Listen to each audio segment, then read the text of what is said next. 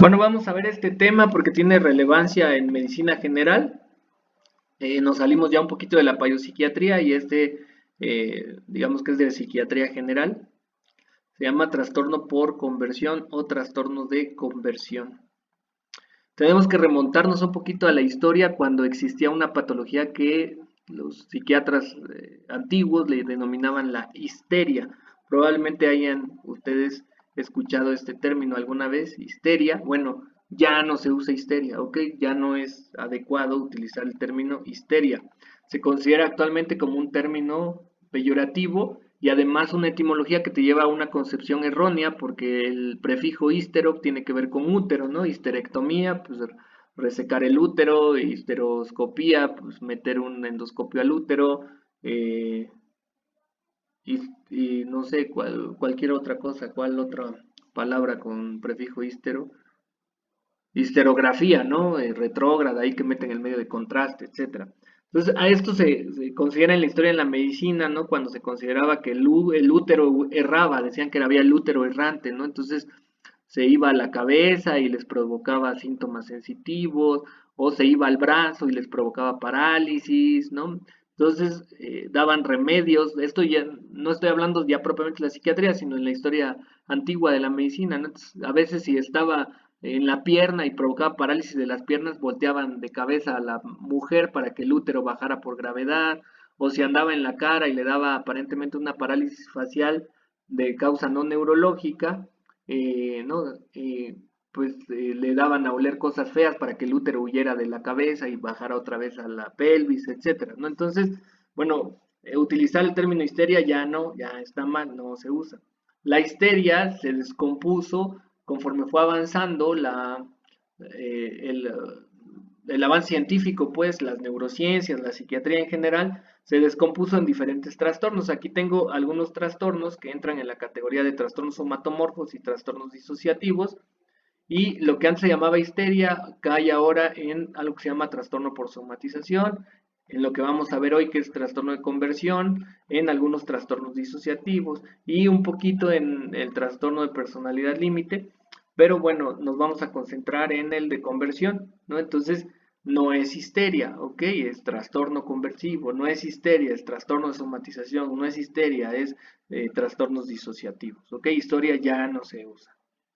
Además, sí hay hombres con histeria, ¿no? O lo que le llamaban antes histeria. Si era del útero, en teoría los hombres no lo pudiéramos tener, ¿no? Entonces, ¿cómo se define el trastorno de conversión? Se define como la presencia de síntomas o déficit que afectan funciones motoras o sensitivas voluntarias y que por la presentación sugieren otro tipo de enfermedad. Por ejemplo, ceguera, ¿no? De repente de la nada ya no puedo ver, ¿no? Es una alteración sensitiva. Entonces lo que sugeriría sería pues neuritis, tumor que comprime el nervio óptico, etcétera, ¿no? O funciones motoras, ¿no? Una crisis convulsiva, ¿no? Sugeriría epilepsia, ¿no? Entonces eso es la presentación de la conversión. Síntomas, por llamarlo así, neurológicos en la función motora o sensitiva voluntaria que nos hacen pensar primero en otra enfermedad. Como situación importante, la mayoría de las crisis de conversión van precedida por un conflicto o un factor estresante. ¿Por qué creen que se llame conversión? Eh, no, no es por eso. A ver, otra. Eso que está, no, lo que piensas también está mal. Más o menos, eso, ya te acercaste más. Bueno, se llama conversión porque se considera que las personas con trastorno por conversión convierten sus síntomas emocionales, o sea, intrapsíquicos, a nivel cerebral, pero del lado de las funciones mentales, de las emociones, lo convierten en síntomas motores o sensitivos. Por eso es conversión, porque convierten, ¿no? Más o menos la prevalencia es entre 11 a 300 por cada 100.000 la tasa, ¿no? En general no es nada despreciable. Se considera que puede ocupar entre el 5 y el 15% de las consultas en hospitales generales, principalmente los servicios de urgencia. Un 5% de lo que llegue a urgencias va a ser una crisis conversiva. Ahora, si los síntomas son motores o sensitivos, pues lo esperado es que busquen como médico de primer contacto a un neurólogo, ¿no? Porque se afecta. Entonces, muy lógico pensarlo, ¿no? Entonces, ese va a ser casi siempre un punto clave. Eh, Llega a presentarse en el 1% de mujeres que acabaron de tener un bebé. Es más común en mujeres, ¿no? Por eso le esto de la histeria, ¿no? Porque se veía más en mujeres. Entre niños y adolescentes, más o menos la prevalencia es de 10 adolescentes por mujeres por un hombre. En las mujeres, que donde es más prevalente, casi siempre las afectaciones son del lado izquierdo.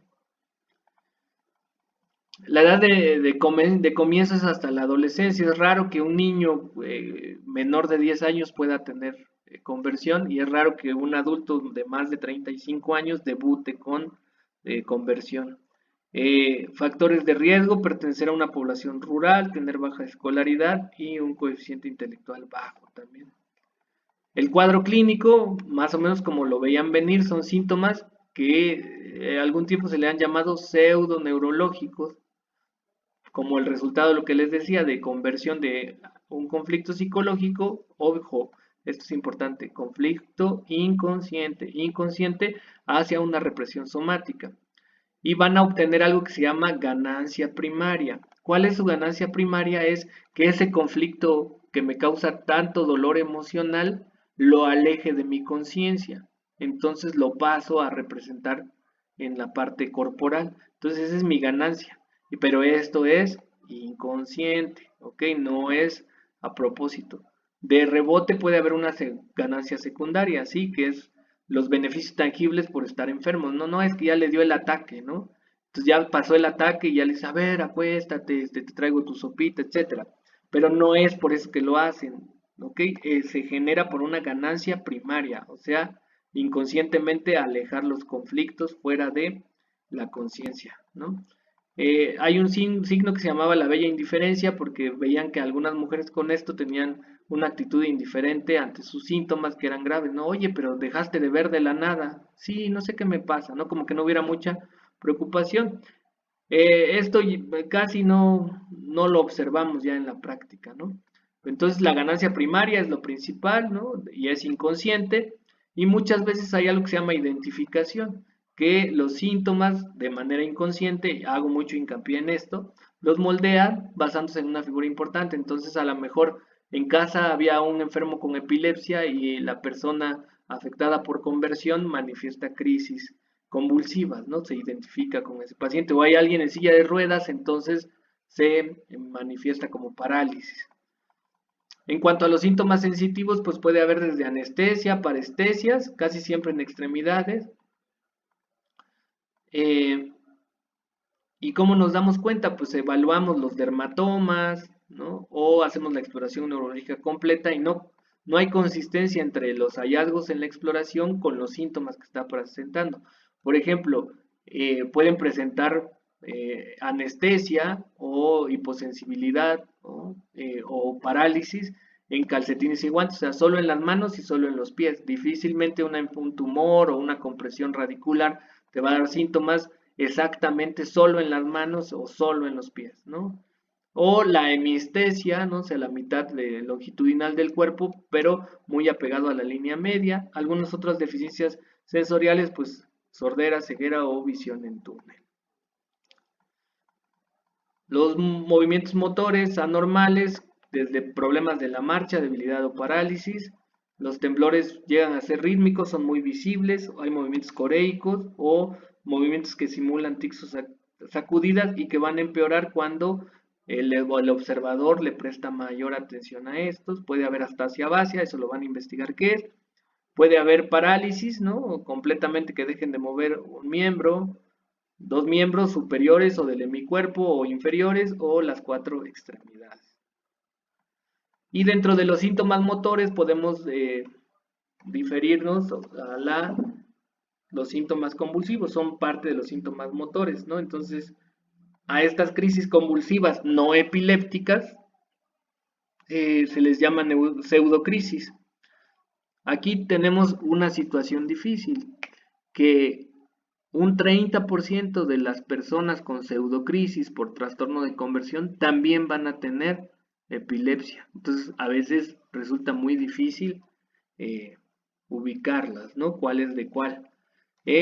Lo que sí, en las crisis conversivas son muy aparatosas, hay mordeduras, casi siempre hay incontinencia urinaria. No todas las convulsiones tienen por qué relajar esfínteres. En las conversivas muchas veces hay incontinencia urinaria, las lesiones están presentes.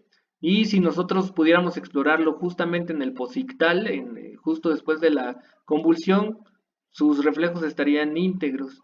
Incluso si pudiéramos tomarle la prolactina, que en las crisis epilépticas se eleva, en las crisis convulsivas no epilépticas estaría normal, pero pues es difícil pescar, ¿no? En la exploración depende la afectación, nosotros podemos hacer una prueba y encontrar algo que nos sugiera crisis conversiva, ¿no? Por ejemplo, en el caso de anestesia, bueno, lo dejo aquí y continúo.